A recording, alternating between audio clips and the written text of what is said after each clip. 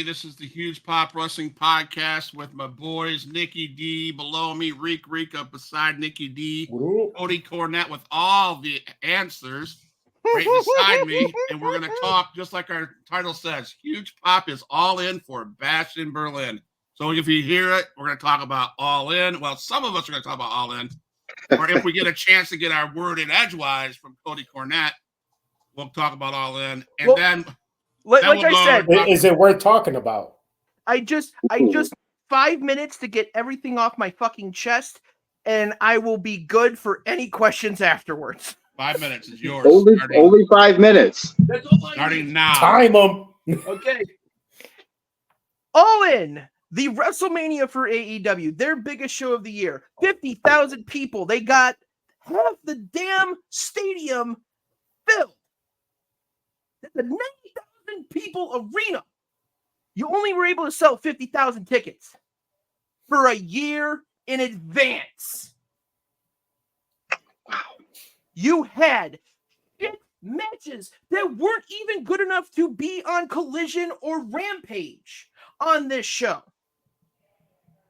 You had 3 good matches because of the people that were in it, that were actual wrestlers, that were actually people that care about the fucking business, who are continuing on with storylines and creative the way they want to do it. The rest of this show is nothing more than Tony Khan playing with real dolls. That's all it is. Playing with real dolls. It is. That's what it is. That's what it fucking is. Mm-hmm. He is playing with real life action figures, doing what he wants because he's continuing an indie fed from 99 because daddy's a goddamn millionaire and is going to make the sinking ship float continuously until he's dead.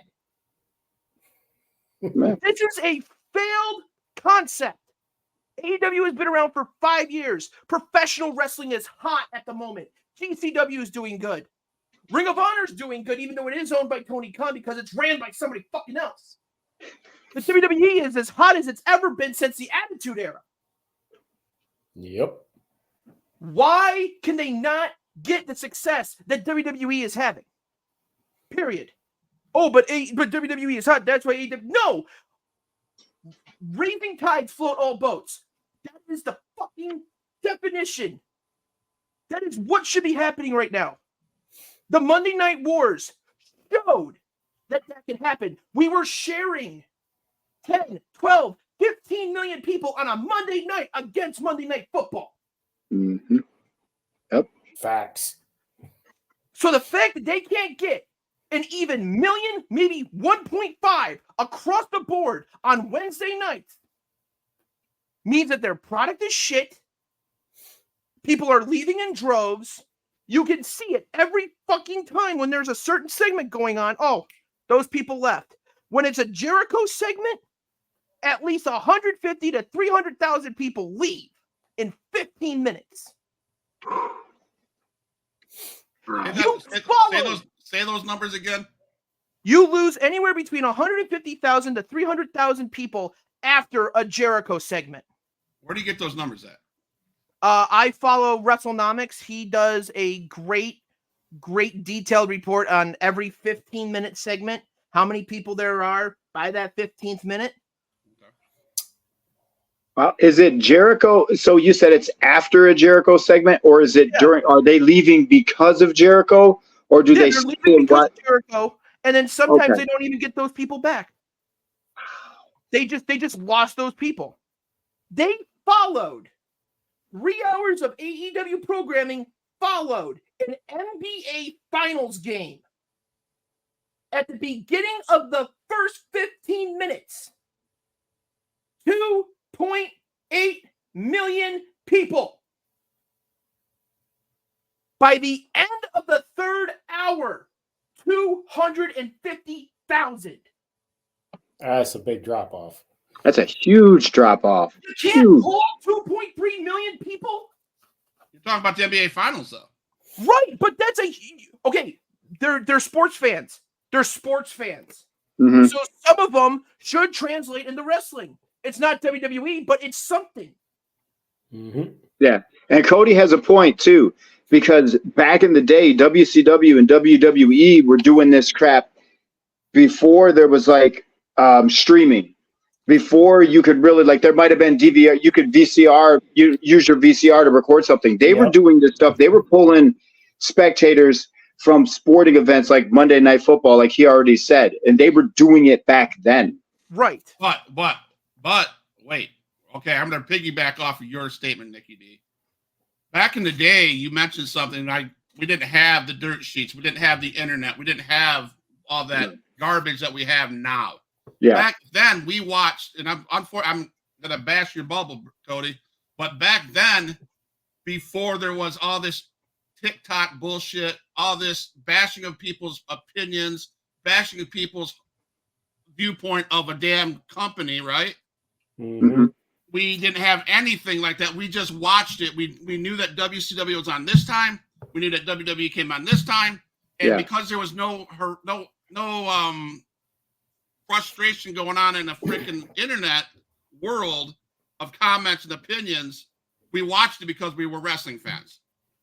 Now my thing is with the issue I have with Cody's numbers, I guess, is some of us are AEW fans, some of us are AEW fans, and then we don't like AEW because of Tony Khan. This is all generated because we all can't have our own goddamn opinion. We have to go and we have to argue, and no one's ready. That's one of the reasons why I backed off TikTok. I hate arguing about that goddamn opinions. I get called I'm a loser because I like AEW. I'm a piece of shit because I like ROH. I'm this because I like this. Screw all these people. Let's get back to basics. Get rid of TikTok. Get rid of all this internet bullshit and watch wrestling how we used to watch wrestling. Okay. Social media is the only thing that keeps AEW relevant. What is? Social media. He's actually got a point. No, he has a very good point, because when AEW airs, there are more people tweeting about it than fucking watching it. Yeah. Just saying facts, man. Yeah. Every time I go on TikTok on a Wednesday, Saturday, Friday, and on Sunday night at pay-per-view, on a Saturday night or whatever night it was, pay-per-view, there was 50, 60 people having their reactions. Oh, yeah. So people that's completely died off, which I'm thankful for. People love the product. I am not a fan of the product. Because there is a lot of wasted time. Mm-hmm. They come up, but WWE is guilty of the same shit. Agreed. Sure.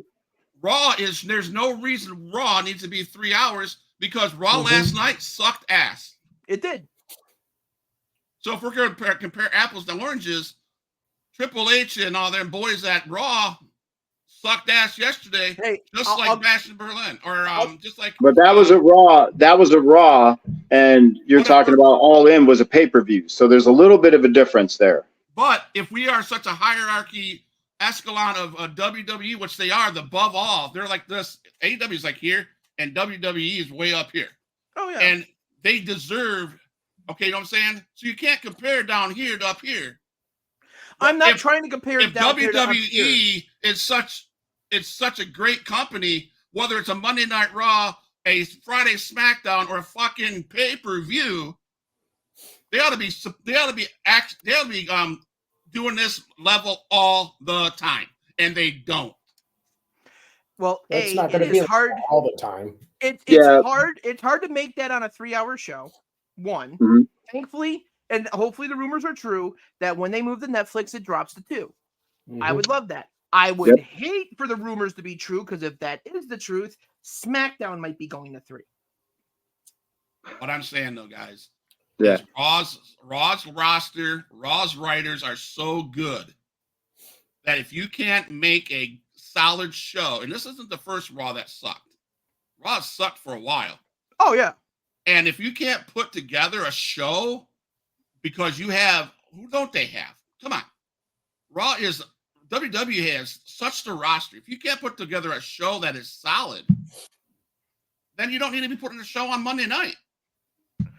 Well, okay, to your point, though, Raw is surrounded by 2 things: the Wyatt family and Punk and Drew. Judgment Day. Or No, Judgment okay, Day. 3 things. Third Judgment ones. Day. The World Heavyweight Championship at this point is like the 4th or 5th thing we're talking about. Yeah. You know what I mean? Like that when Gunther, who is like a animal, a natural born athlete in the WWE against another natural born athlete in Randy Orton, that's going to be a hell of a match. Right? It's like the 4th or 5th thing we're talking about. Yeah. Punk and Drew are fighting over a goddamn 25-cent bracelet. And And we're invested in it. CM Punk has made more money in 2 fucking matches than he has in the 3 years he was in AEW. I'm wondering though. I'm just asking. I'm just kind of not stirring the pot, but I'm kind of Stirring the pot. asking this question though. I think you make a good point, but it's okay to think about something Undertaker said. Okay, Undertaker had, everybody remembers his WrestleMania matches, the streak, and then all of that stuff. And then I heard a really cool interview with him where he said, not everybody, like people remember the matches. He said, but he didn't always have classics. They remember the classics. They remember the ones that were like, wow, that was amazing. But he said, I had some really bad ones too. That's WrestleMania. That's like, yeah. So I mean, but the point is that sometimes you're going to have a dud. You're going to have something that just, no matter how good the people are that are involved, like you talked about the minds, the writers, no matter how talented and how good they are, and the talent that you have, it's just, you're going to have a dud. It just happens. WWE's, their worst is still here in AEW's down here with their mouths open.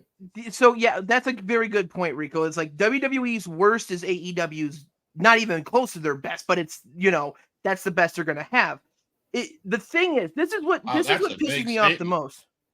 Well, this is what pisses me off though, Scott, is like I said, wrestling is hot. The indies are hotter than ever. There are so many indie promotions, not just around the world, and just in states, like small states. There are like 5, 10, 15 different independent promotions just around me in a 50-mile radius. There are. And they are promoted like crazy, and people are selling them out. And it is hot. Professional wrestling is hot. So the fact that AEW cannot capitalize on that because they have a match that's called a Casino Battle Royal Gauntlet match, but the match could end with the first 2 competitors. You said something. Tony Khan is the worst part of Eric Bischoff, Dixie Carter, and Vince Russo all fucking rolled into one. You said something. That's pretty much. You said something. Pretty much spot on. Wow. That's a bold statement to say to Ricochet, to say to a possible Becky Lynch. Okay, hold on. No. No, you go, and then we'll talk about Powder Pussy Ricochet on Twitter. So go on. But let's talk about what we talked about when Ricochet was in WWE. All the matches he had with Logan Paul. What a great wrestler he is. And then you have the balls to say this statement. AEW's worst is the people that left WWE. No. Yeah. I think his statement. No, the statement was WWE's worst like episodes of Raw. Yeah, he's talking about the product. I thought you meant the athletes. I'm like, no, he's talking about the product. He's talking about the product. That's ballsy. Again, yeah, no, he's talking about the product. All right. This is why I say he is the worst part of Eric Bischoff, Dixie Carter, and Vince Russo all in the one. Eric Bischoff threw money at people just to sign them. That's what Tony Khan does. Dixie Carter wanted to be the important part of the company, wanted to hold control of the company. That is what Tony Khan is doing. He's never going to let go of control until he is dead. And Vince Russo comes up with the dumbest fucking things in the world. A casino gauntlet battle royal has 21 2-1 contestants, but the match could end in the first 2 and no one else comes out. That's not a gauntlet match. That's not a Right. That's not a It battle makes royal. no That's sense. not a gauntlet match. That's just we put names and words together to make it sound important. Yeah. Yeah. I'm going to go right back to what I asked you. If we didn't have the internet and everybody's opinions, we'd be right back to WCW with Dixie Carter and all those clowns that ran that product. But no one had a chance. No one bashed that product because we didn't have all the internet around. We just waited till Monday night or whatever night Nitro came on, and we watched it because we liked wrestling. And I guess that's my point. I have a rebuttal to that. Nobody bashed it in the beginning when it still had the odd-shaped ring. What happened was, which I think, honestly, this is my honest opinion. I think this is the problem with AEW. You've got too many of the workers are trying to run the show. So when TNA was like, it's different, it's unique, it's hot, then they started bringing in big name people like Hogan, and then they're like, well, you know, I want to change this, or I want to do this way, or I want to change this around that way. And then the ring was changed to the old-fashioned ring, and then before you knew it, they were regurgitating storylines and freaking crap that they did years ago. And when WCW was hot, they were what? They were doing something different, and they had a different creative direction, and they utilized the talent that they had. And then they were like, well, let's just let the boys be the bookers. Remember when the boys were the bookers and all that stuff was happening in WCW? That happened one time. It was Kevin Nash. Goldberg's been on his book. Kevin Nash has gone on his whole spiel about it. Eric Bischoff said it was the wrong decision. Wasn't Kevin Sullivan was also... Yeah, but he was also a booker too. Kevin Sullivan was more of a booker, though. He was more of a booker than he was a boy. I'll say that. Yeah, and he was. And the cool thing about him, I will say, just to give him his respect, he never tried to put himself over. No. So he would book something that would make him, you know what I mean, like where he wouldn't benefit, but he would benefit one of the other boys or whatever. So yeah, and that's like we were talking about the Young Bucks. They always have to be at the top. It's always them at the top, always them as the champions. You know, why don't you let some of the younger superstars move on up? Give someone else a chance. That was my be a role model to them. That was my question for rebuttal on Nikki D, and you said it right. So Cody Cornette believes it's all Tony Khan's fault, right? That was made obvious. Okay, but yes and no. If it wasn't for Tony Khan, the guys wouldn't have a place to wrestle. But if it's not for Tony Khan, Daddy doesn't have a shell company to put his tax money in and get more tax money out of it. But the problem is the problem really Tony Khan, or is the problem the Young Bucks, the Chris Jericho, that's basically running the show? Because they are. Yeah, you look at people who cared about story, like Cody Rhodes. When Cody Rhodes was there, and he was one of the EVPs, he understood, you know, hey, this is how the business works. That we shouldn't be coming out. Everybody gets a spot, and we gotta have like 30-minute matches every single time. He understood you got to put something good out there to keep the crowd, back to what Cody's saying, watching. You got to have something that they're invested in. A match has to be just right, not too long, not too short, just right, and then they're pumped and they're ready for the next one. And the same thing with CM Punk. That's why CM Punk was a draw there, and he understood. But you've got other people that want to run it. Tony Khan, I think, he's just odd for one. You never really know. Like he's like again, I keep agreeing with Cody here, but he's like a kid. He's like a kid that just has all this talent stuff, and he just likes to horse around and play with it. And the other problem with that too is he doesn't have, like, to me, he's not like a Vince. Where Vince was, what he said went. You think of all those years Vince McMahon ran the company, he had a backbone. He didn't give a crap. That was it. Period. End of story. And you don't get that with Tony Khan. And you had that in WCW too, to a degree. Like Ted Turner owned it, kind of ran it, but then he brought people in that was like, okay, this is, and then eventually when the people take over, it's like, you know, you have too many Chiefs and not enough Indians, right? Or what's that old saying where too many Chiefs and not enough Indians. Yeah, the maniacs run the asylum. Yeah, and then the ship will just freaking sink. It does it every time. You can watch it happen. It happened with WCW, and then it happened with TNA. Something that's really cool and unique. TNA, because TNA somehow is just a company that just will not die. It's somehow still treading water. Yeah, it's still treading water. They're doing great numbers now. They're doing Do you guys agree? Almost at AEW numbers. Do you guys agree where towards the end of WCW is like where AEW's at right now, where you're just like, what is going on? No. Two big reasons. Turner Broadcasting lost their contract to the NBA. Oh yeah. So that's going back to NBC. They need something as quote unquote original programming, because all they do is show goddamn reruns of Seinfeld, Friends, Big Bang Theory, American Dad, Family Guy, and shit like that. Mm-hmm. They need some sort of original programming. And yeah, they're willing to give Tony Khan not necessarily the vault, because they could probably give themselves a deal and just put everything on fucking Max, which apparently is going to happen. It's already happened overseas. They have AEW is on Max on some overseas countries in England and Australia and Japan.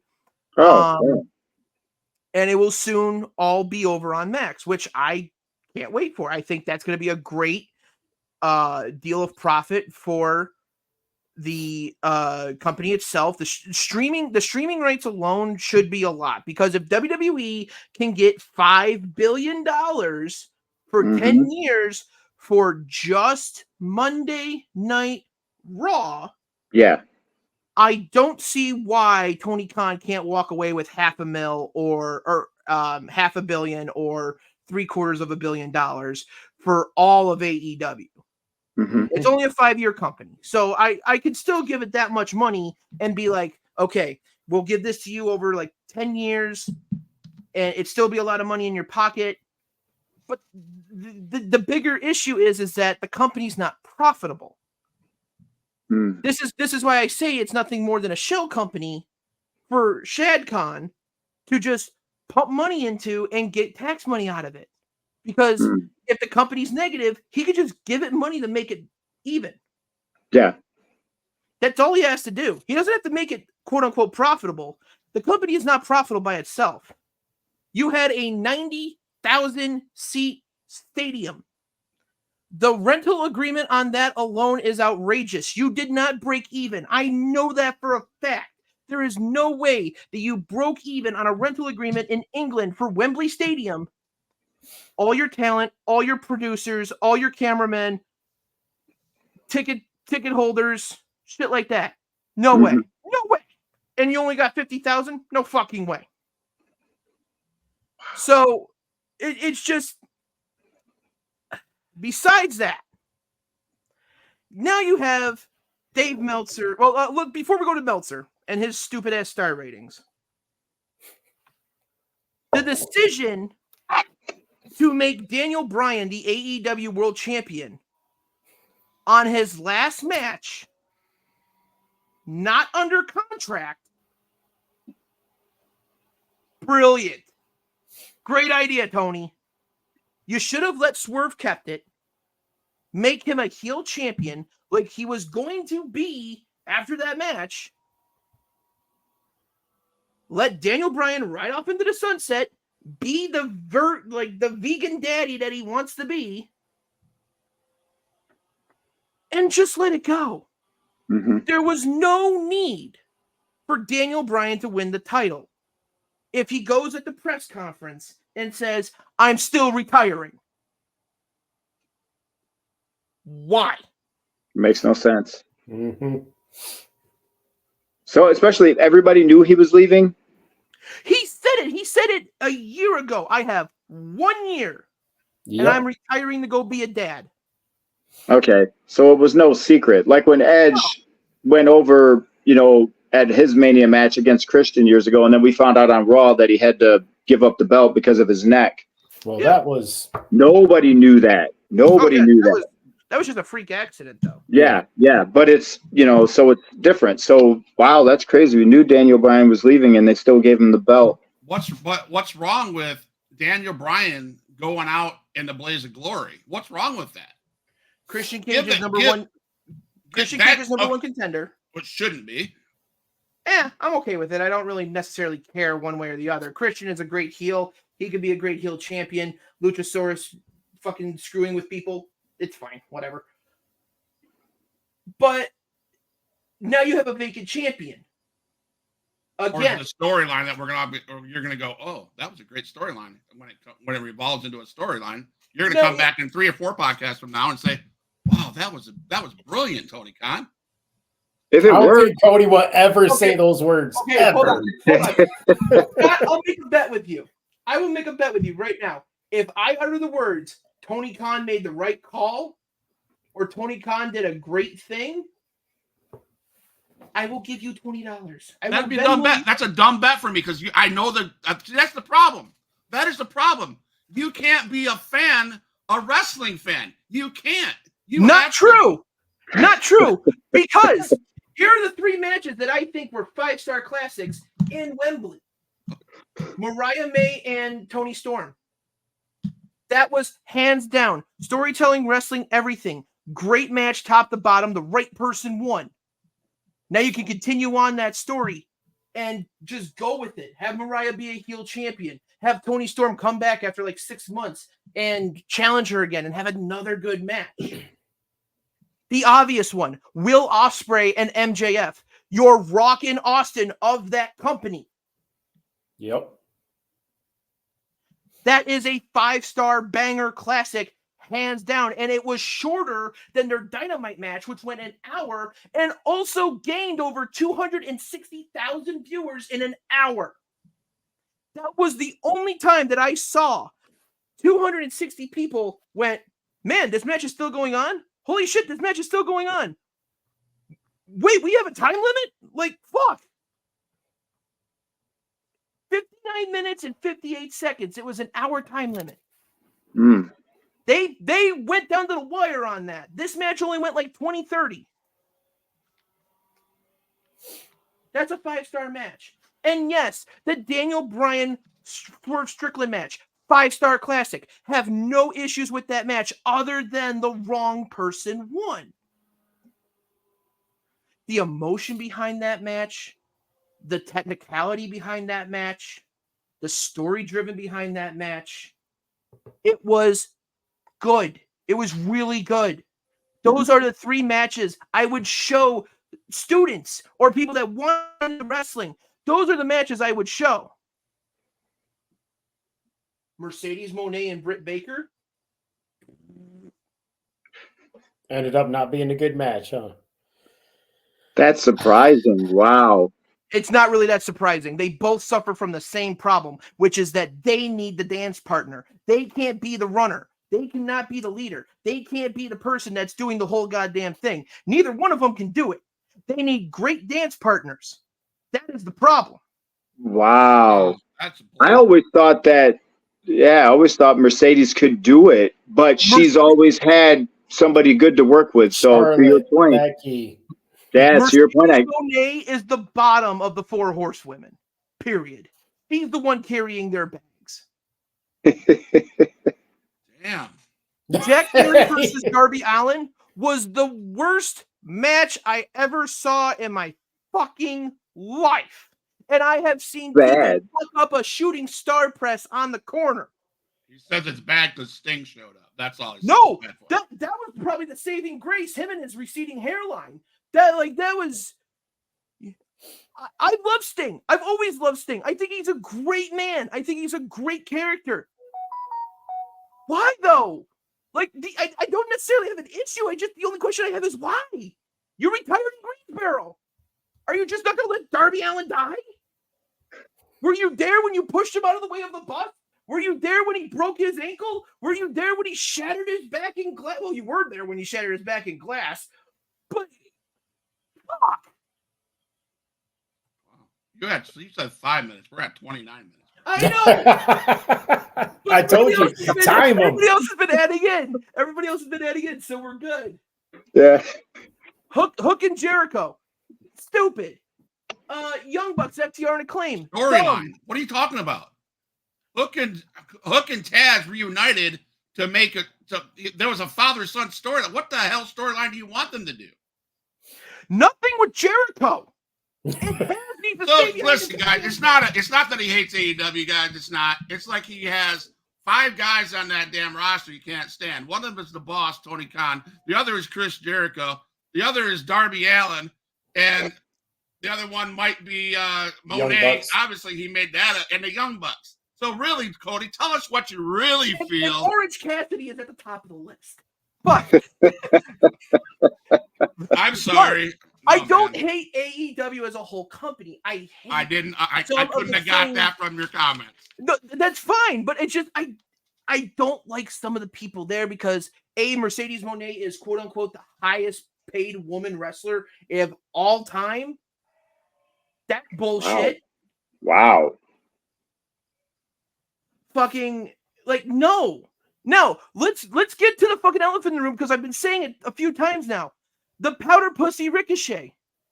This asshole goes on Twitter replying to a fan of his tweet saying, I don't like AEW, but I like you, and I'm going to watch your highlights. Motherfucker goes on Twitter and says, so what you just told me is that you're not going to watch any of my matches, you're just going to watch the snippets. Yeah, because nobody wants to sit through fucking 30, 40, 50, 60, 70, 80, 90 minutes of a product just to get to your match. That's why they put MJF on first. That's why they put on the world title on last. Everything else in between is the stuff that loses the fucking rating. Raw does the same thing, man. Yeah, but the ratings don't do this on Raw. They do this. It's a very small shift of people. AEW is a roller coaster. All up here, bigger, better, been around longer, more experience. Tony Khan's only been doing this 5 years. Vincent Kennedy McMahon has been doing it for how goddamn long? That's what I'm saying. Experience. If you ask Tony Khan, he's been doing it for 26. I'm just saying, experience, man. Yeah, did anybody mentor him? You know, no. Like, see, because you have to gave have him his that dollhouse and said, "Here you go, play." Yeah, you got to have that in the business. Like Paul Heyman was mentored by people. Paul Heyman was mentored by Vince, I think. Like Paul Heyman, he paid his dues. So by the time he went into ECW, Paul Heyman, and he's somebody I completely forgot to mention. Paul Heyman was somebody who, as crazy as that company was, and the people that he brought in to work there, they respected him. If Paul was like, "Hey, I think we should do this," they're like, "Okay." Like, that guy ran that company.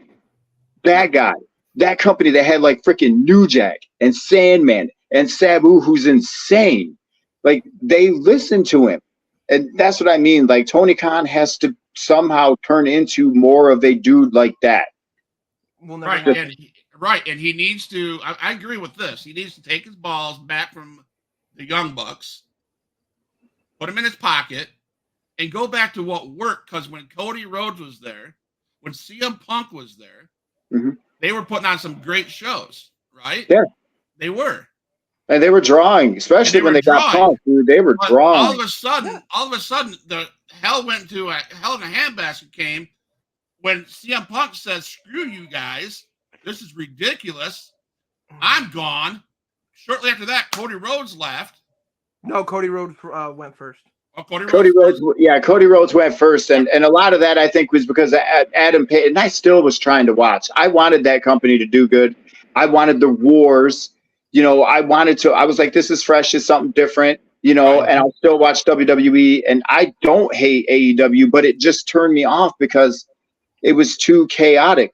But the thing too was where people were just kind of like, well, like CM Punk said it best, actually. He really, really did when he called out Adam Page, and he was like, he went into business for himself. And that's what so many people do in that company. They just want to go into business for themselves. What can I do to get my crap over? What can I do to look good? And there's no, like, you're supposed to be a team, a unit. You're telling a story.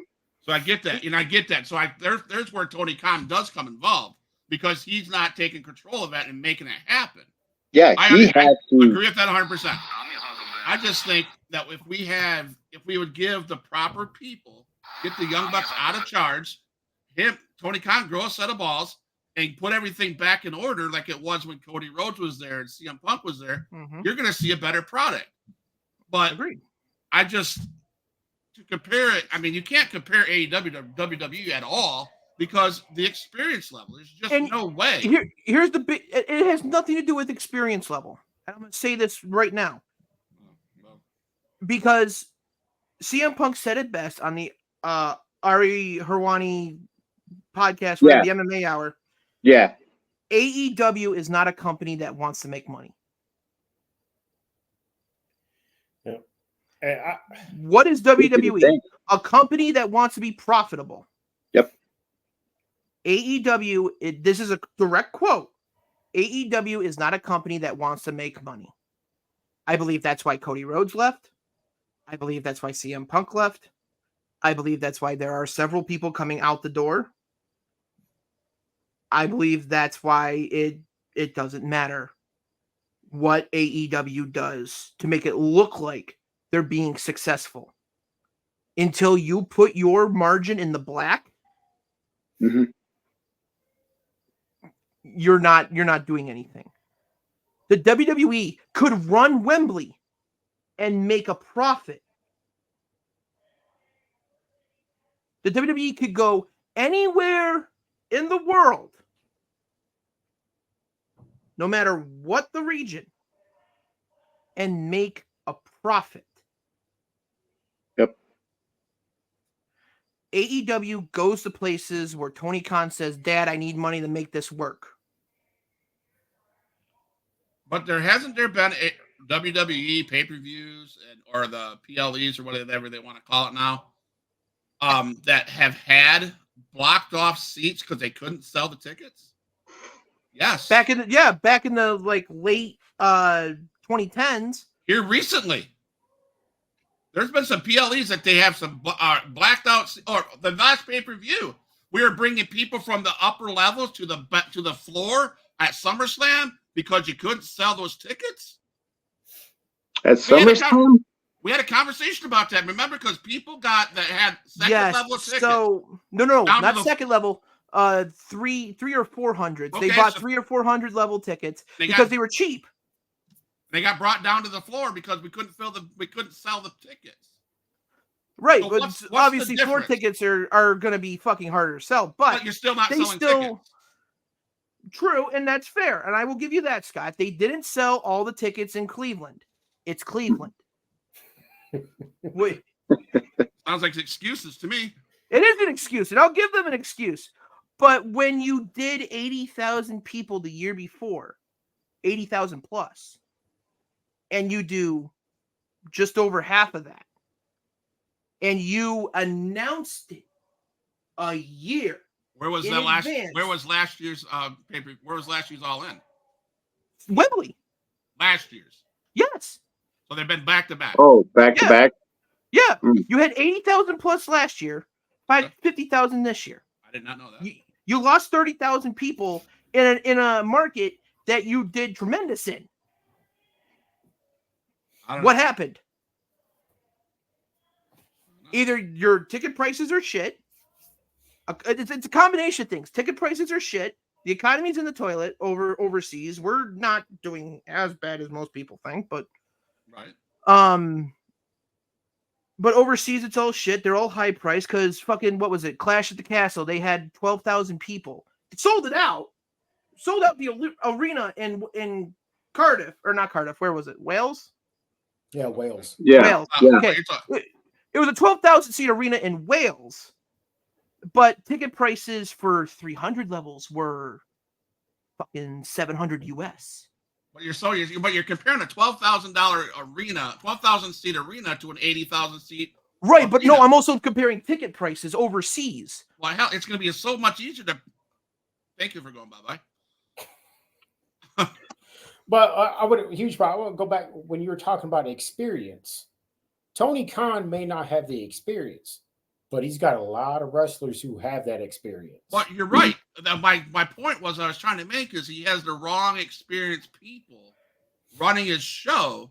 That's where I said he needs to pick up his balls and put the right experienced people back in charge and get rid of the young buck. Run it. I agree with that. He's the one that runs it. But what I'm saying he's the end all be all at this point. The Young Bucks have no power. Literally have no power. They're EVPs in name. Jericho has they might have pull saying, "Hey, I'm not going to lose my match," but Tony Khan's the one saying, "We're doing this." No, Tony Khan's saying, "Go, okay. I don't want you guys to leave. So okay, you do what you want to do." Even if Jericho left, he's not going anywhere. Yeah, I don't know. Yeah, I don't know. I don't know that I see Tony Khan as a guy who's like just firm. We're going to do it this way. This is how I want to do it. Or like, I don't know. You take a star like, think Jericho pre AEW when Vince was like, "Hey, you're going to go out there and put Fandango over at WrestleMania," and Jericho's like, "What?" Yeah, like that was a ballsy thing to do, man, to a guy his talent, but he had like this vision and he knew Jericho could pull it off. Yeah. And I don't see Tony Khan as being somebody who I do think some of those guys tell him what to do. I do think that they have too much creative control and that's just me. I'm just looking at it maybe too deep, but I think that they just do what they want. I think the Young Bucks control the backstage. You might it's believe possible. It or not. I'm not going to deny it. I think they do. I think Jericho's back there pulling strings too. Mm-hmm. Oh, the way his segments are going, there's no way that he's not. Yeah, I think all those people, and I just think all those people are pulling the strings, and he needs to buck it up a bit and say no. Yeah, isn't that what JR was saying that too? Actually, JR said that in an interview. I feel like it was not that long ago where he got really frustrated. Yeah. And he was like, "I'm done with this because none of these young guys want to listen. They don't want to listen to the people who have experience who are trying to say, "Hey, this is what you have to do. This is how you become a draw. This is how you think back in the old days when Michaels was like bugging Piper all the time. How do I become main event? How do I become main event?" And Piper was like, "Okay, this is because he wanted to become main event. So he listened to what Piper told him. Like, that's that thing is you got to listen to that experience, and some people just want to do their own thing. And you got so much talent. There's so much experience there. Like even Mark Henry went over there for crying out loud. Like, and I love Mark Henry. He's gone. He's back with WWE. Mm-hmm. Oh, he left and went back? Yeah. No, he didn't leave. His contract lapsed. Now you're going to see Ricky Starks supposedly coming to WWE. Yeah, that's possible. There's something he's either injured or healing from an injury, whatever. Didn't Garcia show up at Bash? All In. All In. He showed up there. He did. Now, and I'm kind of bummed. I really hoped not to break kayfabe or anything like that, but Cody, really, a lot of my responses to you is because I know it gets you going. No, that's fine. I get it. You want content. I'm not going to blame you for that. I am saying this. I am not a fan of AEW. I honestly can tell you I'm not a real fan of WWE's product at this moment. As far as Raw, I like it, but if I was to say a fan, I'm a fan of more independent wrestling. I'd watch independent Monday through Friday. That's fine. And you listed so many more. As much as I hate the dumbass that claps his hands when his name is called, I believe in Joe Hendry. I'd rather watch him. I'd rather watch him than I would rather watch some of Raw. Because some of Raw. Oh, agreed. Some of Raw, I mean, you hit it. You did say it. Wrestling is at a hot state at this moment. Mm-hmm. ROH is phenomenal. Mm-hmm. Impact is phenomenal. NXT is amazing. Mm-hmm. Fuck, NXT is beating AEW ratings. SmackDown is blowing the waters out of things. Of course, it's the storylines. Mm-hmm. And WWE, Raw is not a bad show, but I would rather watch an independent show because, in my opinion, the money has clogged people's minds as far as talent goes. And these guys on the independent scene go out there on a weekly basis. Matt Cardona, can't stand the stupid son of a bitch. I think he's an egotistic motherfucker. But there's He's so changed much a lot. he is amazing. Yeah. There's so much real AJ heat behind that. AJ Francis, amazing. All these guys, GCW. I mean, we could sit back and name a bunch of Sure. independent shows. Amazing. Nikki D, you were an independent wrestler once, right? Yeah. My heart goes out to you guys. Until I watched it, my first independent. Rico said this about 4 months ago when he got to see his first independent wrestling show. You guys are phenomenal. Yep. You guys go out there and not for the dollar. You guys go out there because you love the business, right? And that's so when I say that, I mean it because you guys, the independent scene, unreal. Raw, but Smack, so it's opinion. It's a matter of opinions, Right. And I appreciate your opinions on AEW. I disagree with the Darby Allin and the Sting thing. I mean, I love Darby. I love that kind of match. Sting. I love that match because I love that stupid stuff Darby Allin thinks he has to do. Okay, so that brings up I'll say this, and then we can head on to Berlin because we need to talk about that too. Darby Allin is the definition of not TV ready. He does moves that are not for TV. Mm-hmm. He literally came out at All In with thumbtacks glued to his face with the point out, so that if he headbutted Jack Perry, thumbtack. Again, they brought out real glass. They did the thumbtack stuff. Darby Allin did 25,000 different coffin drops onto the apron and onto the ring and onto the floor and onto the casket and onto everything else that you could possibly think of, and destroyed his spine more than anybody with spina bifida. But he does stuff that isn't made for a TV audience. But some of that stuff he did on the pay-per-view, All In, it showed the story. They brought the glass from the car that he got put through.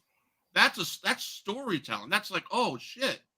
The thumbtacks, they've been through hell, and those two guys, they've been destroying each other for the last month and a half. When the glass got pulled out and he dumped it onto the ring, all you heard was "fuck CM Punk, fuck CM Punk, fuck CM Punk, fuck CM Punk." I just did highlights. So when you're having your fans chant the guy's name who berated the company, left it, and went to another one who's making 3 times as much money on 2 matches because he tore his goddamn bicep again because it wasn't healed properly the first time. Mm-hmm. Yeah. Does the 2 people in the ring even fucking matter at that point? He's living rent free in all of their heads. Yeah. Yep. That's what he's living rent free. With AEW, Tony Khan, stop giving the Hawk Tuah girl a run for her money and man up. Wait, okay, hold on. What the fuck does that mean? Because I need to know right now. You don't know about the Hawk Tuah girl? You know, I know who that is. I want to know what that sentence means. That sentence means he's busy going instead of actually manning up and telling them what to do. Yes. That bitch is famous for saying something stupid, and I love it. Why aren't you famous? Right? Like, people are stupid on the internet one time. I do it on a daily basis, and no one says anything to me. Nope. You're still a truck driver, bro. Dumbass truck driver. But that was our thoughts on AEW, All In, Tony Khan, the company, the superstars. Way too fucking long, but I had to get it off my chest because it was boiling inside. So, all right, so Bash at Berlin. Okay, let's run down the card. Oh, by the way, first of all, does each color of Fruit Loops taste the same? You ever think about that? You son of a bitch! Like that's something that you ask a high person or something. Like, what does this one taste like? Hold on. In my experience, every color of Fruit Loops tastes different. My next question is, that's the random question. Is a hot dog a sandwich? Yes, hot dog's a sandwich. No, it's not. Technically, it's a Hot taco. dog a sandwich? Yeah. Not really a sandwich, no. No. Not considered a sandwich. Okay, go ahead. Okay, Cody. so I have a Ashton hold on. Berlin. Oh, no! You don't need to do that now, motherfucker. If you take a hot dog roll and pull it apart, that is a mini sub roll. So if you put that on a hot dog, it is a sandwich. Gosh dang it, he's right. He's right. Because if you take that, it's like a little sub. Okay, it's a sandwich. It's a sandwich. It's a sub. That's Whatever. a hot dog. A hoagie. Who gives a shit? Is a meatball sub a sandwich? Yes, Actually, it's technically considered a sandwich. Mm-hmm. Those are from my brother's MJ Double T. He wanted me to ask those questions. of course he did. So let's go with the first match of the night, probably, because I don't see any other match being the first match of the night. The WWE Women's Tag Team Championship, the Unholy Union, Abba Fire and Abaddon, whatever the fuck her name is, against Belair and Cargill. Do you think the Black Beauties get the titles back? No. You're gonna go against your girl? I'm going to say no because I'm going to say this is where one of them's turning heel. Okay, who would you rather have turn heel? Because Bianca. Cargill should not. Yeah, Bianca. it has to be the one that carries the match. We've talked about this before. It can't be Jade. Literally, we just talked about this between Sasha and Britt Baker. So, Yeah. yeah, Bianca Belair would definitely have to carry that load and carry the whole rivalry. Yeah. And we're at the point where do we start thinking about Mania? That's what I'm saying. Build up Bianca and Jade at me. Yeah. That'd be a long build up though. Well, look how we did what was it, Rock and Cena, a whole year. Yeah. Actually, probably a little bit more than a year build up. That was different though. That was different. You said Rock and Cena? Mhm. Yeah. That was like match of the century. That was like two No, I know. different generations. So yeah, But I'm they saying all could that do build up, that. all that time. They could do that. Plus, Rock wasn't there he was there a lot, but he wasn't there like every single week. Cena was.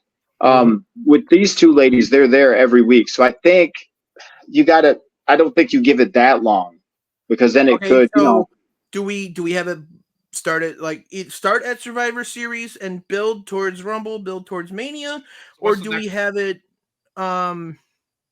that's when I would do it. Have the rivalry at Survivor Series. So when's I the next? personally would have it start as that. To me, that just makes sense. That just makes sense. Like any rivalry I think of that was building up to Mania, where you were like, "Oh shoot," where they were together, and then they broke up. It always seems to happen around that time, and then it just kind of builds up. Isn't that what they did with Hogan and Warrior? They were on the same team and they were knocking people down, and then they did it at Rumble. Warrior turned around and crowbarred Hogan by mistake and was like, "Whoops!" And then it just kind of. You're asking next pay-per-view? Yeah, when's the next pay-per-view?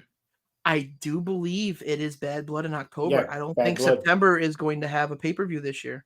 I believe it's October. I asked that question because I think that you're right, Rico. I think they need to heel turn, Let me check. but I think heel turn would make more sense either at Bad Blood or Survivor Series in November, No, I could see that. It'd probably be a better leading into the WrestleMania season, right? So I would say give them the titles until maybe Bad Blood, and let the heel turn happen at Bad Blood. And then, because I don't know, they necessarily don't need the titles for that build up either, because you can have it where they just keep losing, and then now you can have Bianca saying, "You're holding me down. I'm not winning because of you." You can do that too, yeah. I think I'd like that. See, that's where I'm leaning. I think they win, and then that's just them staying together, and then have it closer, as you get closer to the end of the year, then they can have the split, then they can build the animosity, one of them can turn, and you go from there. I think so too. Holy shit! Either way, it could go. It could be good. Okay. What's wrong, Cody? We have, including Bash at Berlin, 4 pay-per-views left for the year for WWE. Really? We have 2 left for NXT. No Mercy and I just saw it. Give me a second. It was Halloween Havoc. Yeah, Yep. Halloween Havoc and No Ooh. Mercy are NXTs. And Bash at Berlin, Bad Blood, Crown Jewel November 2nd, Survivor Series November 28th. And then we don't have anything until February 1st. Ooh. I say give it to them this pay-per-view. Mm-hmm. And then start a heel turn maybe at the one right before the first one you said in November. Survivor Crown Series. Jewel. Crown Or Jewel. Crown Jewel. Crown I Jewel. think Crown Jewel's in late. Well, Early. It's going to be November 2nd. November 2nd. See, that's perfect time. That's perfect time. Leading into Survivor Series, Mm-hmm. or all shit's gonna hit the fan anyways. Yeah, and maybe you have them. Maybe you have them if they're still going to do that, where you have this team against this team, like the classic Survivor Series match. You could even put them in something like that while they're beefing, and they could be on the same team, and then their animosity can build even more. There's different ways you can do it, but I think they go over on Saturday. I think so too. Okay. So we have 2 saying that the Unholy Union's going to win and 2 saying that Bianca and Cargill are going to win. Yep. So Mhm. not bad. That's fine. Split down the middle. The mixed tag team match: Dirty Dom and Liv Morgan versus Damian and Rhea. I'm kind of torn on that one.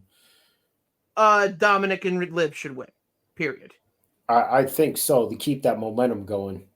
Yeah, and the only time, and Trips, Papa H, if you're listening, if you ever listen, do it now. Don't let Rhea Ripley touch Dominic until the Royal Rumble. Ooh. Yeah. Eliminate him from the Rumble with Rhea Ripley. Goodbye. Have her moment, and then focus on something else. That's a good idea. Yep. That's just the way I'm thinking. Do you think we can hold out September, October, November, December, January? 6 months? Without her touching him? Without her slamming him. She could grab him, somehow escape, Yeah. but without him hitting the mat. That's a while. It is a while. I don't know. That's a good idea, though. That's a good idea. And yeah, I kind of like it if they keep it going. Mm-hmm. But I think in order for them to keep it going, Dirty Dom and Liv would have to go over, which is insane for me to even think. I'd look at that match and I'm like, there's no way Damian Priest and Rhea Ripley lose. There's no way. Well, you have Funko Pop, JD McDivitt. Oh, you yeah. have fucking Carlito. Carlito. Finn Yeah. Balor. Yeah. You have people that are going to fucking interfere in this match. There's Very no way true. they're not. My thought is we're not thinking about anybody helping Rhea and Damian. Mm-hmm. I think they might get that this time. Don't know who, but I think they're not dumb, right? They're pretty crap. They're pretty solid, crafty individuals. Strong power. Like I agree with you, Nikki D. I do not see it even being what word am I looking for? Not even realistic. There's no way that if you put those 4 in a ring, that Liv and Dom get out of there at all Yeah. without being messed up. Yeah. Size of that chick alone, size of Rhea Ripley alone, with those muscles and shit, man, she would She's a beat killer, up. dude. She's a killer. She's phenomenal. And so my pick is Rhea Ripley and Damian Priest and then Dominic. And Damian Priest he's a monster also. What do they call them? The Terror Twins. Terror Twins, which I'm Terror. I keep thinking the Towers of Terror. I go back to like WCW, but yeah. That's what I was thinking because they're. holy God. Cody liked that nickname. That was horrible. That was Yeah. bad. So what It's do we just as got? bad as Ding Dong. What do we got? How many saying that the Rhea and Dom's going to, or Damien's going to win? I say Rhea. Yeah. So you say Rhea and Damien, you say Rhea and Damien. I'm saying Liv and Dom I say because Liv and they need Dom. the fucking win. So again, we're split down the middle. We're split. Love Yeah. this. 3 big matches, and I don't know which one to go with next, honestly. Well, I guess we'll go with the stipulation match, the strap match. Now, 2 years ago when they had the strap match between McIntyre and Cross, there wasn't the touching of the corners. Nope. Now we're bringing back the touching of the corners. Mm-hmm. So since that was specifically said, bullshit finish. I'm going to say that right now. I don't know who's going to get it. I don't know who's going to get the pissed off figuring on the end there. So if everybody remembers 2004, Eddie Guerrero JBL bull rope match. Oh yeah. They had to touch the corners. Yeah. Eddie jumped over JBL to touch the corner, technically since JBL's back hit the corner first. Because he had to drag. Yeah, he was dragging Eddie, and Eddie was slapping him as he was dragging wrong, and JBL didn't see it, and he kept slapping him. So yeah, that was a unique finish, though, like kind of. But I'm pretty sure we're gonna see that again. I just don't know which way it's gonna go. That's why this rivalry is so good. This story is being told so well. Nobody knew who the winner was going to be at SummerSlam, and no one knows who's going to be the winner now. Yep, it's a toss-up to me. I don't know. That is a very hard choice right there, and that's I have no idea. You want to keep the story going. I'm going to say Punk to keep the story going, but you could keep the story going with Drew and Punk finally getting like revenge in Hell in a Cell at Bad Blood. Yeah, I go with that. I think somehow, some way, CM Punk's going to get too fixated on that bracelet that Drew has. He's going to lose sight of it, and and McIntyre's going to go over and win it. And which Rico, I'll say yes. Then you're going to go to Hell in a Cell for one more Drew McIntyre CM Punk finish, but this time it's in a cell and only one way out. Yeah. So I say Drew McIntyre's going to win it. That's my pick. No, not to change stuff, but I just want to see a normal, old school steel cage match. No pin, just actually climb over the cage. That's the only way to win. Or go out the door. Or out the door. I just want to see that one more time. Just a classic. I do believe the last time that it was just strictly escape the cage was, and I could be wrong on this, was Rock Triple H 99 on a random Raw. Nice cup, Rico. And then everything afterwards has been pin, submission, or escaping the cage. Oh my gosh, really? That long ago? I think it's been that long. Again, I could be wrong. There have been steel cage matches since then. But they've all been pin. Yeah. Pinfall or escaping the cage. Yeah, it shouldn't be pin or submission. Should just be escape or like just get out of the cage. Yeah. So just so I know, everybody's pick was Drew. I'm tossed up, but I'm going to go with Drew. So Rico says Drew. Yeah, I'm also going to lean towards Drew, even though I wouldn't be shocked if it was the other way around. I just don't know. I'm gonna go Punk, just because it would make sense for him to get a win. Then they have the rubber match at Bad Blood, whatever. But they could still have the match at Bad Blood, just the way the story's going. Yeah. But yeah, I'm gonna pick Punk. Nice cup, Rico. Oh, thank you. Next match, the World Heavyweight Championship between the newly crowned champion and the King General Gunther versus the 14-time World Heavyweight Champion Randy Orton. All right. I want so deeply in my heart for Randy to win, but I don't think he's going to. I want him to win, but I think Gunther's going to take that. Yeah, I love them both, but I think Gunther wins. like he kind of he has to. I shouldn't say it like that. I take that back. Because he doesn't have to win. He doesn't have to hold on to the belt, I think, because he's still Gunther. He's built up this persona and everything, but I think he wins. And I think they keep the belt on him. I'll go after you, Rick, or Nikki D, and I would say this. I'd say this. He's young enough and has many more years left in the tank. Right now, he doesn't need that belt because he can get another belt quickly. Yeah, he's that damn good, right?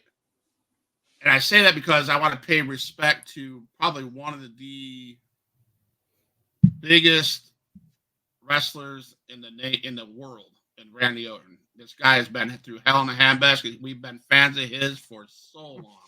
Mm-hmm. Why not? Why not give him one more belt? He's on his way out, guys. Come on, let's face it. He's on his way out. He said he has at least 5 years left.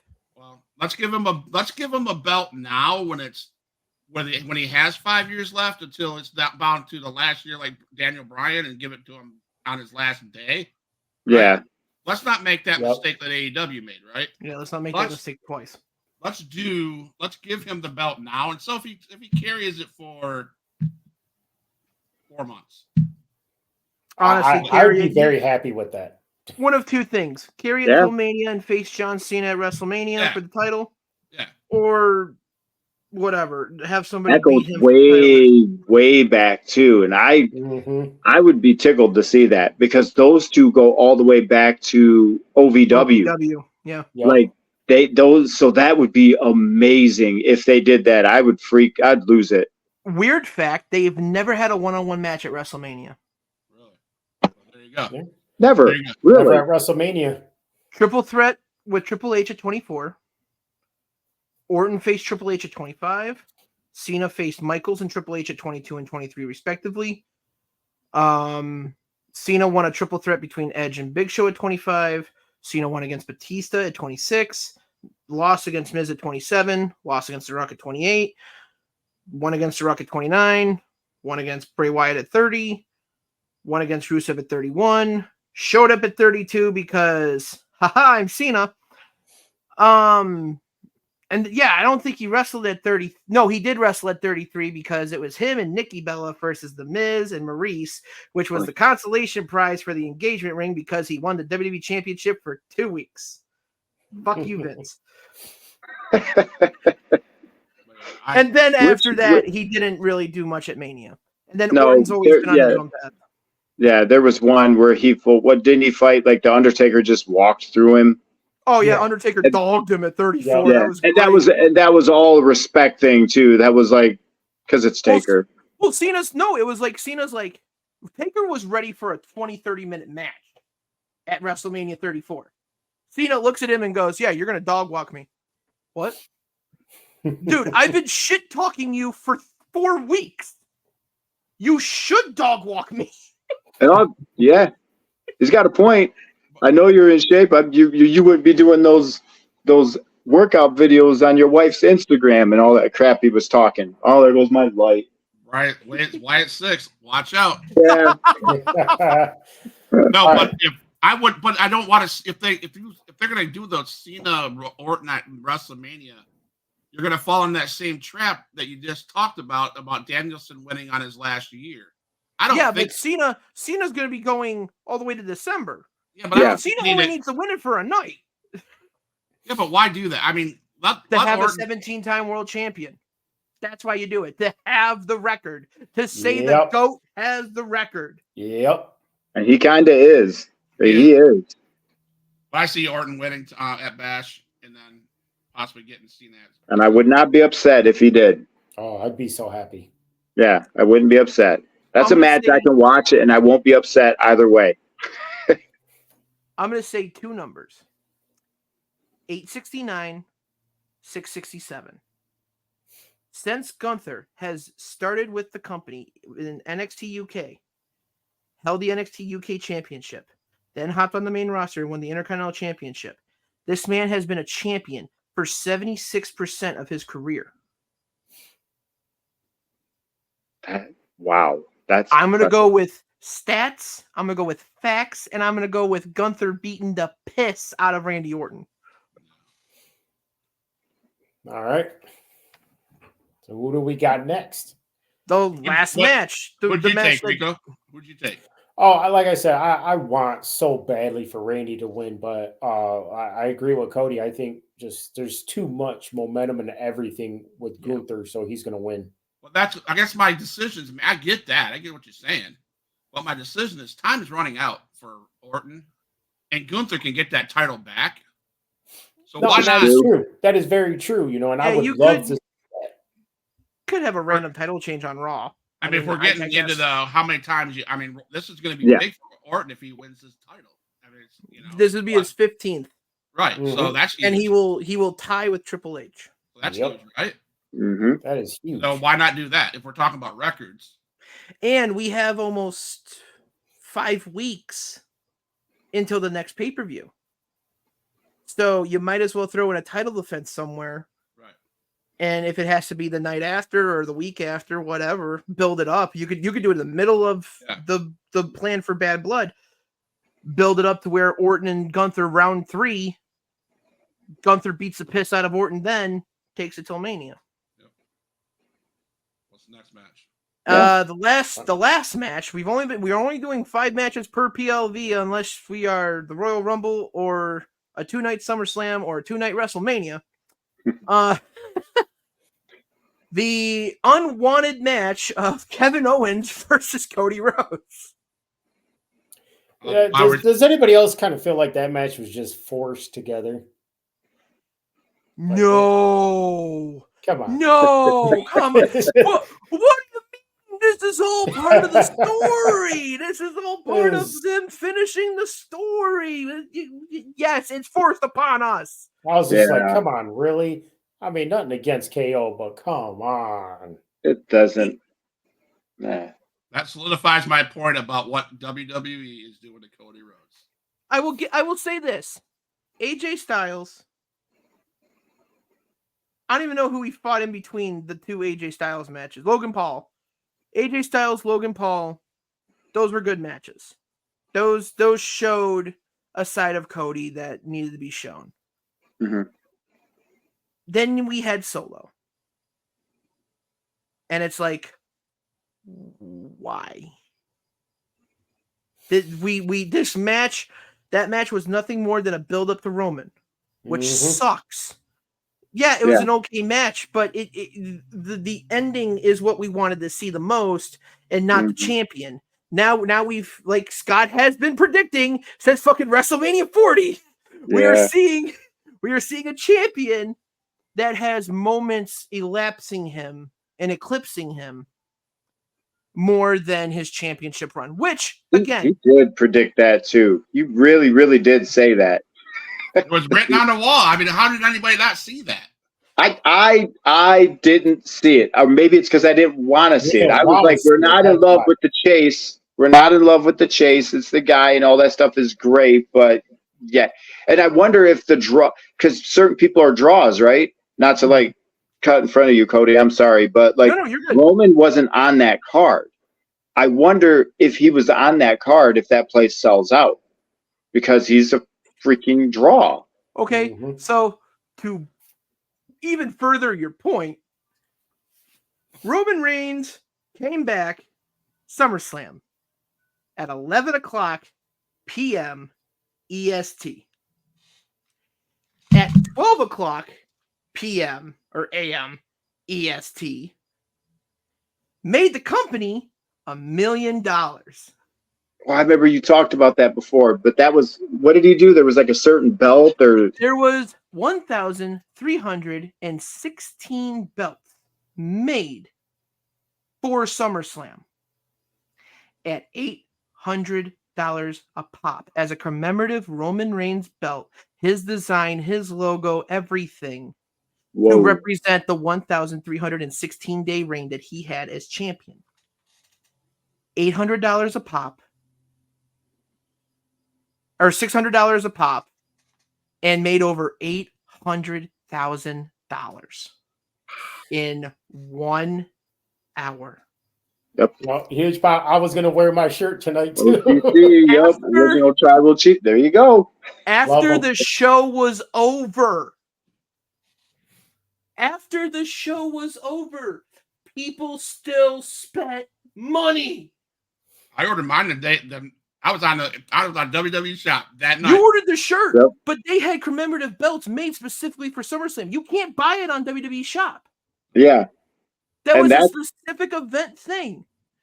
And again, like Cody's saying, is right to his point too. That's case in point. But he's a draw.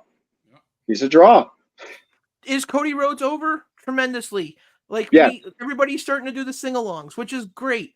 I have no issue with Cody Rhodes. Cody Rhodes is a phenomenal talent. Will be a big draw once he turns heel. The right now, the thing is that this is the John Cena we needed. He is right now in his own way the John Cena everybody wanted. When John Cena was John Cena, nobody wanted John Cena. Nobody wanted rehash Hogan. Nobody wanted say your prayers, eat your vitamins. All I did was put the ear from my hand and put it in front of my face. Yeah. Didn't want that. Now they want Cody because a lot of the people, they do want Cody to a point, Scott. Do I think that his championship reign is somewhat diminished? Yes, unfortunately. It's going to be overshadowed at this point because of Roman coming back, because of the Bloodline storyline, because of everything going on. Because when Paul Heyman comes back, no matter what the fuck Cody does on that SmackDown, we're all going to be talking about Heyman. Yeah. Overshadowed. You use the right word, overshadowed, and that's unfortunate. That's sad. And I'm. You all think I'm a Cody basher? No, I agree with you, Cody. That guy is phenomenal. He's trying to say he hates being right while smirking and going ha ha ha ha ha. He was right. I'll admit that you were right, and I disagreed with you, but you were right. What I'm saying is, you used the right word, overshadowed. Mm-hmm. No one gives a shit about his title now. Mm-mm. And now you're going to put him up against Kevin Owens? Really? Right. Just a random. Why? Yeah, we got to fill a slot. Here you go. So we're either going to have Kevin turn heel, or it's going to be a match for the sake of a match, and then later down the line become an angle. Yeah. I see it being a hell of a match. Beating the piss out of each other. Cody getting the win. Whatever. After beating the hell out of each other, Cody Rhodes helps Kevin Owens up. Kevin Owens holds his hand up with Cody Rhodes' hand up. Cody Rhodes goes to a corner. All of a sudden, over comes KO. Smash, heel turn, beat the piss out of Cody Rhodes. And now we'll have to get another Cody Rhodes Kevin Owens match, which is going to be stupid. Well, at least there'll be story behind it. Yeah, there will be. Yep. But if he turns heel, that's going to have to be how it is. But see, at least the next one will have story. It's like on Monday Night Raw. You have your world champion. But like Cody, you mentioned it earlier, is like the fourth or fifth person we talk about because of all the other things going on. Mm-hmm. Yeah, and that's sad. I really am. Again, I'm not a Cody Rhodes hater, but you said it, Rico. No one. I'd rather talk about Rhea Ripley and Dom's situation, the Wyatt Six, and how they beat up Chad Gable and his people. Mm-hmm. That was a hell of a match, by the way. Yes, it was. Bo Dallas tribute. Bo Dallas can go like a son of a bitch. Mm-hmm. Perfect. Great get everything. And then we talk about in that match that Cody Rhodes Kevin Owens match at Raw last night. It was almost like Kevin Owens had that belt. It was almost like he was going to hit Cody Rhodes. SmackDown. Yeah, SmackDown. Okay. I'm sorry. He wanted to. Yeah. And it was almost a mess up.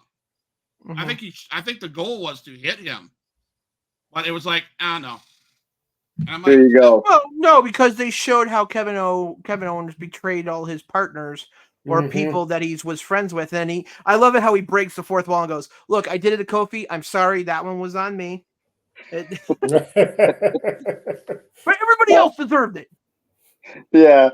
And I'm just like, okay, whatever. But yeah, it is. No one's gonna care about if Cody Kevin goes on first. I wouldn't be upset. No. I'd be a little mad that the WWE Championship is not the last title on the show, but due to circumstances with everything else on this card, with the exception of the women's tag titles, yeah, we have a strap match between two rivals. We have the women's tag titles, which could go on second for all I fucking care. No one's going to watch it. That's going to be the bathroom break match. You have Damian Priest and Rhea Ripley fighting Dirty Dom and Liv Morgan, which, by the way, 3 out of those 4 people are in a rivalry with each other. Mm-hmm. And then you have what Orton has said, Smooth versus Smoother, Dragon versus Flair, Technician versus Technician. This is going to be a hell of a match. Yep. And I do believe that Gunther should be the main event. It's in his home country. It's in... He really should be. It should. If Cody goes on first, I wouldn't be upset. I'll say that. I agree 100%. I think have the girls go on first, Cody and Kevin on second, and let Gunther and Randy. The thing is, I agree with you, Rico, but the thing is, the thing I've been with hanging out with these guys in the independents, like XIW and the promoters there, you want to put the Cody Rhodes versus Kevin Owens on before, because that's going to be a bigger, more attentive match than because like Cody said, the girls tag team match is to go to bathroom match. And it may be a great match. I hate to say it that way, but that's going to be the match that no one. I think people care more about the Cody Rhodes match more than the women's tag. Yeah. But it's still on that, like, do we put Cody on first? Which I wouldn't be upset by that, because he's already gone on first a couple times. Yeah. Since he's won the title, which is fun. No issue. Right. Mm-hmm. Well, we've kind of gone over quite a bit on time. Yeah. Rico's looks like you're falling asleep, Rico. Well, I got to get up in 3 hours here. Oh, Jesus. Why didn't you say something? God damn it. I would have shut the fuck up a while ago. 45 minutes ago. 4.5 hours. Jesus Christ. But no, it's been a blast getting back on the show. That was fun. There you have it. Bash of Berlin predictions. We talked about AEW All In. We talked about Bash of Berlin. Next week, I assume if there's no interviews, Scott, we'll talk about Bash of Berlin. That's the plan. Hold on. If there's any interviews, results. Recap. right now, I have nothing planned for that. That's September, right? That would be September. Oh, September 3rd. You guys might want to be part of this. Yeah. Mark Henry or Godwin. Henry. Henry O'Godwin? Yes. No shit. Really? Yes. Really? Yep. Oh my gosh. So I will not be talking about Bash in Berlin on the 2nd or on the 3rd. Wow. Nice. Wow, that takes me back. Mm-hmm. Then everybody remember Pug? Alex Portier? Yes. He's on the 23rd. And a guy named Rick Allen, he is on the 9th. And that's all I got so far in September. But that Tuesday is filled with Henry Godwin. Okay, so do you want to do Monday, Wednesday, Thursday, Friday? I don't know what these guys, I can do Monday, but I don't know what these guys' schedule are. As long as I'm not getting murdered at work. Hey, isn't that Labor Day? Yeah, Monday would be Labor Day. Yeah, Shit. Monday is Labor Day. Yeah, Monday's Labor Day. Yeah. Oh. Why not? So I mean, I'm good whenever. I have nothing to do. I mean, I'm not working Monday, so. Well, that's a plus. Thank God I'm not either. Let's do that. Want to try for Monday, Rico? Yeah, we can try. All right, let's do Monday review of Bash in Berlin. Cool. So, Huge Pop Wrestling Podcast. We're going to do Bash at Berlin responses on Monday, September 2nd. Henry Godwin on September 3rd. That's the week of Huge Pop Wrestling Podcast coming forward. Nothing the rest of the week here. I don't at the moment. Well, you got your Football Friday. Football Friday. We're talking about what we're going to do Thursday. So tune in on Thursday afternoon. Oh, it's on Thursdays. Matt has something to do on Friday. Oh, that's right. So before we end, real quick, Huge Pop, you tell your brother. Maybe he can agree with me on this, and maybe you can. I would like to know how it has got so political where your defending champions are ranked 9th because they lost their coach and players, instead of giving them the chance to actually be the number 1 team.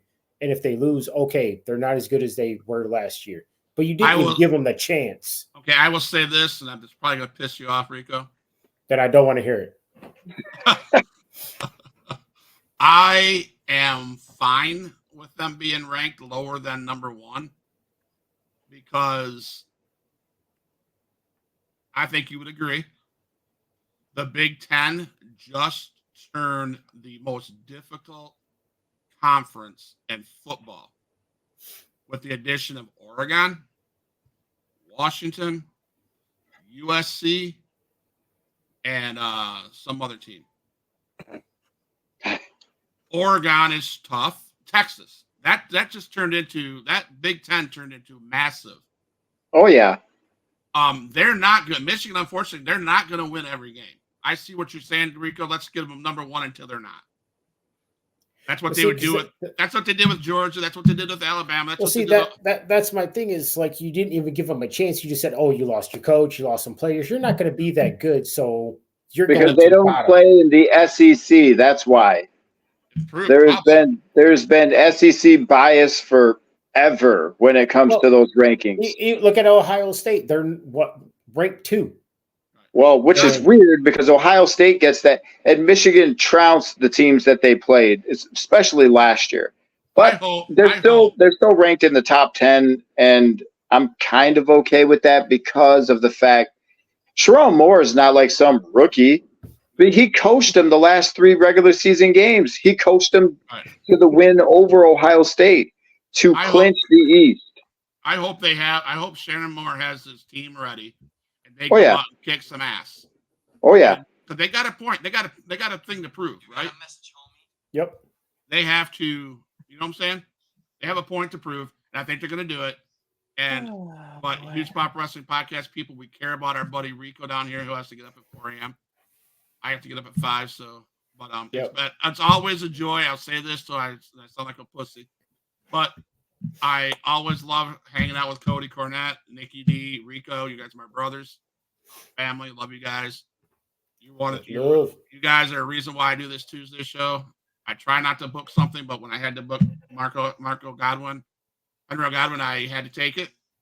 Mm-hmm. And, I love this Tuesday show. Here in maybe a month, we might have a 5th member. His name is Quentin. He's a new house parent on campus here that wants to figure out what we do. He's been in the chat a couple times. He wants to, and he's great. He's a wrestling fan.